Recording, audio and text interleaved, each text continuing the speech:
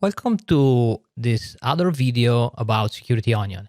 I want you to know that I'm not Security Onion expert. I'm doing this video just to show you how easy it is to look at the logs of Security Onion to understand if something weird or something dangerous is going on in your network. So if I'm going into the alerts session, I was able to see that I have an hunting rule shikataganai, and that's the log I'm expected because actually I've encoded the payload of my attack with shikataganai. And I want to tell you that my antivirus absolutely got the file as virus, but I want to know what Security Onion is capable to see. And I'm looking at this log, and effectively, it is capable of understanding that something is going on. So I have a high severity log. So it's something that it's something I should look at. And the event module is Strelka, and I can right click and drill down. Drill down allow me to filter for only this kind of log just to understand what's going on. And each log that you can find in Security Onion is stored actually in Elasticsearch, and it's a series of key value information. And if I scroll down and look at which kind of information I got on this file, I got an hash. And the hash, the SHA1 hash, is really important because I can click that hash and send to VirusTotal just to understand if this file indeed is virus. And if I click, I go to VirusTotal and the result is no matches found. So VirusTotal never found this file before. So it's time to investigate a little bit more. I want to grab the file and then maybe send to my antivirus or VirusTotal to understand what really is that file. As you can see in all this kind of information, I have a nice request attributes file name that points to a file that's actually in the file system of my Security Onion machine. So this means that I can be able to download. To speed up the video, I already downloaded the file. As you can see, it's a simple SCP instruction. I'm logging with a user that had an analyst role to my network, to my Security Onion machine. I copy and paste the full name path of the file, and then I'm downloading locally in my home folder in suspicious.exe to check. Now that I've downloaded the file, I'm capable of going on VirusTotal and choose file, go into my home and see, let's see if this file is something malicious. So I've uploaded my file on Security Onion, on VirusTotal, and now I'm waiting for a result. And as you can see, it's a little bit suspicious. And as the analysis is going on, I'm completely convinced that this is a virus. So I need to investigate more. First thing I want to do is going on to the alerts tab, and I regroup by name and module, and I grab this hunting rule shikataganai, and I want to be sure that I'm going to investigate further in this alert. So I can click this icon, this blue icon, and I escalate. And escalating means that I can go into the Hive. When you are in the Hive, you can see that Security Onion already opened a case. And a case is something, a group of information I want to gather in a single point to understand what was going on in my network. So first of all, when you have a case, you can add observables. And observables can be anything. As an example, can be the file. So if I already downloaded this suspicious exe to check, I can say, okay, I want to attach this file as an observable. I can use tags like virus and pay attention. It is a Windows virus. And I can just press create observables. The purpose of observables is starting to gathering information about a single case you started observing. So you want to be sure that you don't lose track of what you are doing. So you can also add another observable, and you can take the hash of the file. You can grab the hash directly from Security Onion. You just select in the alerts the escalated switch, because you can see now all the escalated alerts. Once you find your rule, you can click, drill down, and you are being able to look at the alert as you see before, even if this is escalated. So you can scroll down, grab the hash of the file, and copy and verify that it's indeed the hash you just uploaded. Yes, is the correct hash. And you go in the Hive and add other hash of the file. So you can do a description. This is the hash of the virus. And you create another observable. Another interesting things about the Hive is once you have a case, you can start enumerating the task you want to do. As an example, I want to find machine that downloaded the files. Yeah, I want to find all the machines in my network that already downloaded the file, because they can be compromised. Okay, that's a task. And I want to add another task, and it's find remote machines that contains the file. So I want to know from where this file is coming. So I want to understand if I had in the past another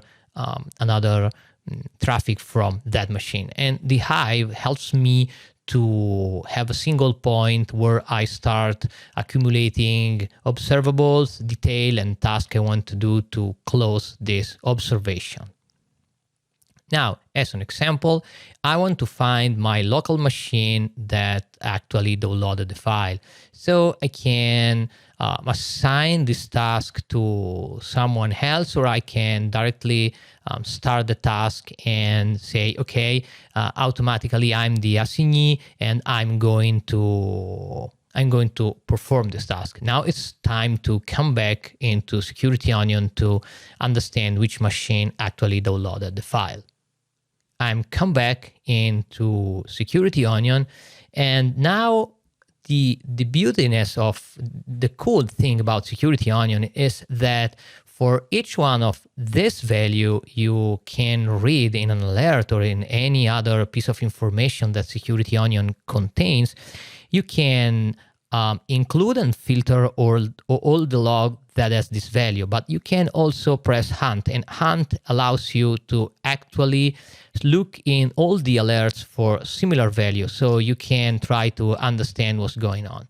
So now you need to, when you have an alert, you need to find some interesting information about this alert, such as unique information like the hash is probably one of the most unique information you can have. But if you scroll down, you really have a lot of cool information you can use. So you just need to look at all the alerts, and each alerts, depending on the modules that generate the alerts, gives you an information about some unique information of this alert. So in this situation, I have an alert by Strelka, so it's a file, and probably the most important and most unique information can be the hash. So the hash of the file is probably one thing that is really interesting.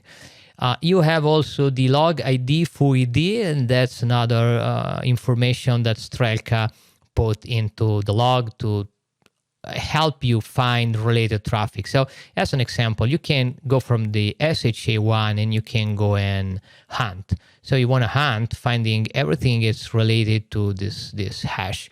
So now the system is going to analyze all the logs that I have in my machine. So it can be slow if you have days and gigabyte of logging. And as you can see, it has a custom syntax where you are looking for this hash group by event module. So I want to understand which is the module that generate the event and the event dataset. So yeah, I got 25 event from Strelka, and that's the event I was looking before. So that's an alert. But hey, look at this. I have related information by Zik about files. So probably that's what I'm looking for. So I can click on the Zik and say include. And the include means I want to only see the traffic, the events about this module, so Zik.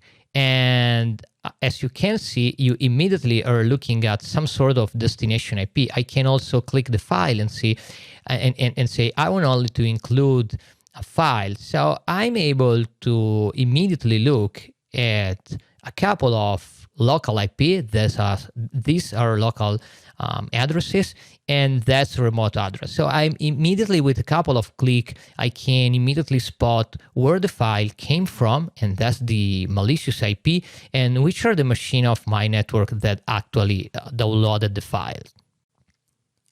Now, you can go on and looking for more data, but you need to be aware that the Hunt and Security Onion has really powerful language query. So in this situation, as you can see, I'm looking for this hash and for event module Zik in event dataset file, and I group by event module event dataset, but I can group by maybe destination IP, because that's probably it's much more important information, because I can now see that the 10.0043 downloaded the file 3 times and 10.0040 downloaded the file a couple of times.